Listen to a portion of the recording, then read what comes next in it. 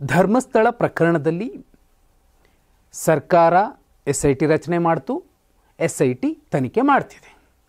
August 8ರ ತನಕ ಎಲ್ಲವೂ ಕೂಡ ಸರಿಯಾಗಿಯೇ ಇತ್ತು.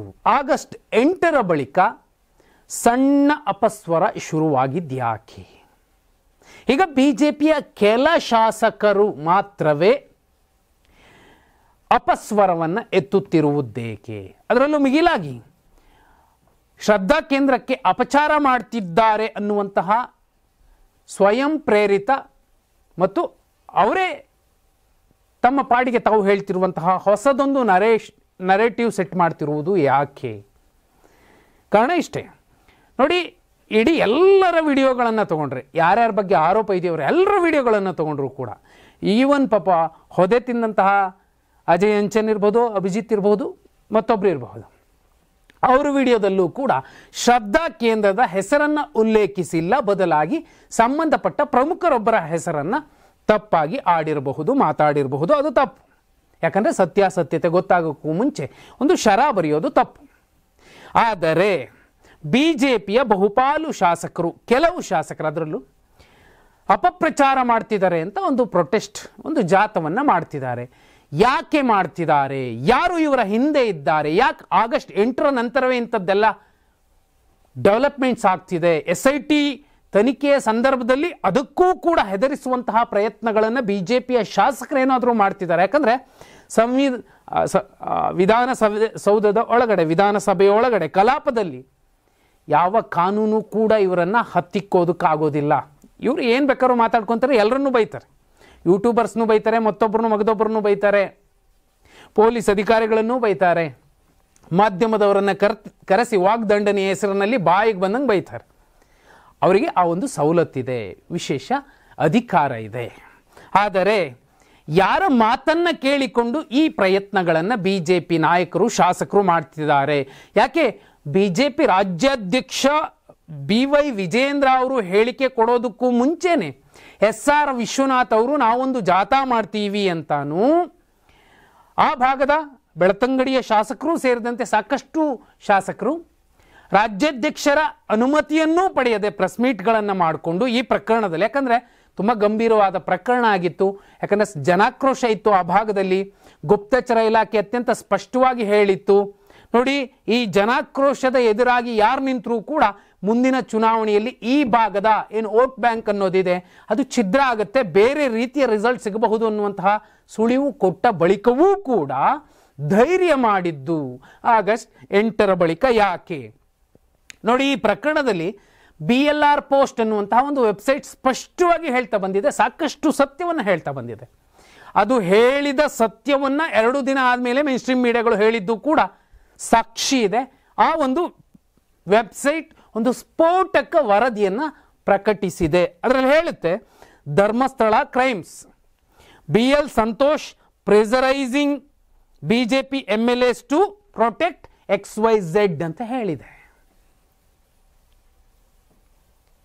ಬಿಜೆಪಿಯ ಸಂಘಟನಾ ಪ್ರಧಾನ ಕಾರ್ಯದರ್ಶಿ BL ಸಂತೋಷ್ ಅವರು, ಅದು ರಾಷ್ಟ್ರೀಯ ಸಂಘಟನಾ ಕಾರ್ಯದರ್ಶಿ BL ಸಂತೋಷ್ ಅವರು ಒಂದಷ್ಟು ಶಾಸಕರನ್ನ ಪ್ರೆಷರ್ ಮಾಡಿದ್ದಾರೆ, ನೀವು ಈ ಥರ ಮಾತಾಡಬೇಕು, ಈ ಥರ ಹೇಳಿಕೆ ಕೊಡಬೇಕು ಅನ್ನುವಂಥದ್ದನ್ನು BLR ಪೋಸ್ಟ್ ಹೇಳಿದೆ, ತನ್ನ ವರದಿಯಲ್ಲಿ ಅತ್ಯಂತ ಸ್ಪಷ್ಟವಾಗಿ ದಾಖಲಿಸಿದೆ.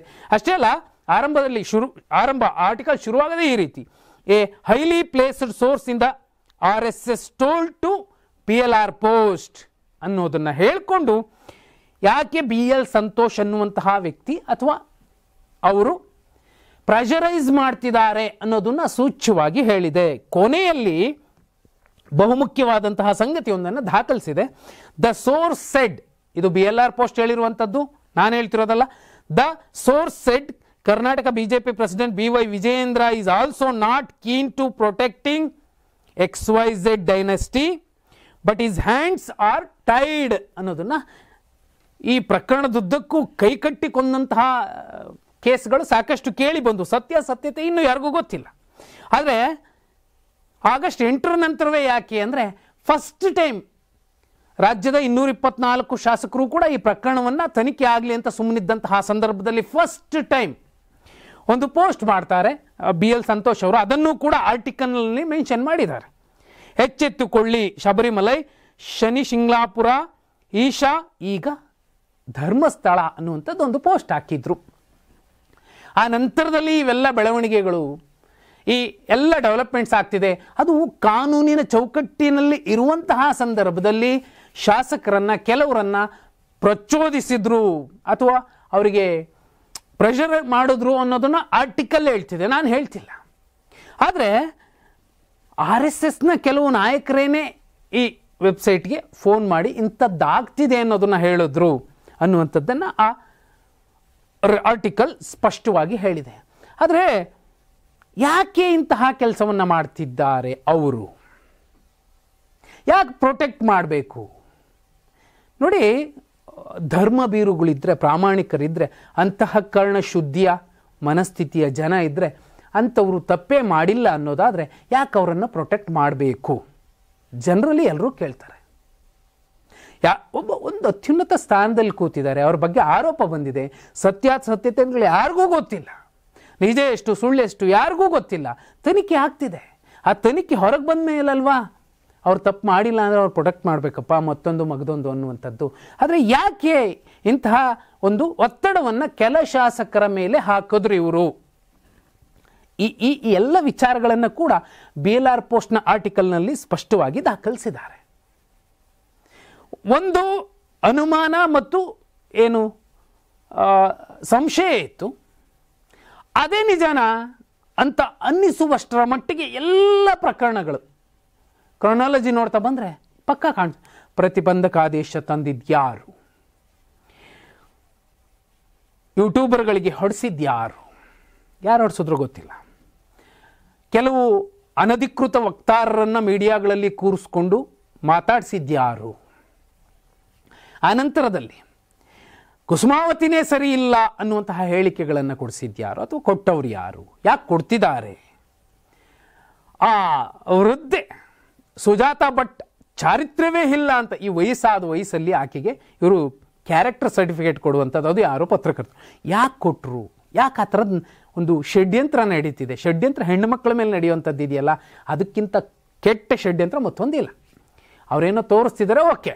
ಅದಾದ ನಂತರವೂ ಕೂಡ ಹೈಕೋರ್ಟಿಂದ ಸುಪ್ರೀಂ ಕೋರ್ಟ್ಗೆ ಹೋಗುವಂಥದ್ದು, ಪ್ರತಿಬಂಧಕ ಆದೇಶವನ್ನು ನಮ್ಮ ಹೆಸರನ್ನು ಬಳಸಬಾರ್ದು, ಮತ್ತೊಂದು ಬಳಸಬಾರ್ದು, ಇವೆಲ್ಲದರ ಜೊತೆಯಲ್ಲಿ ಈಗ ಈ ಥರ ಯಾರೋ ಪ್ರಭಾವಿಯೊಬ್ಬರು ನಾಯಕರು, RSSನ ನಾಯಕರು ಇಂಥದ್ದೊಂದು ಸಂಗತಿಯನ್ನು BLR ಪೋಸ್ಟ್ ಮುಂದೆ ಹೇಳ್ಕೊಂಡಿದ್ದಾರಂತೆ.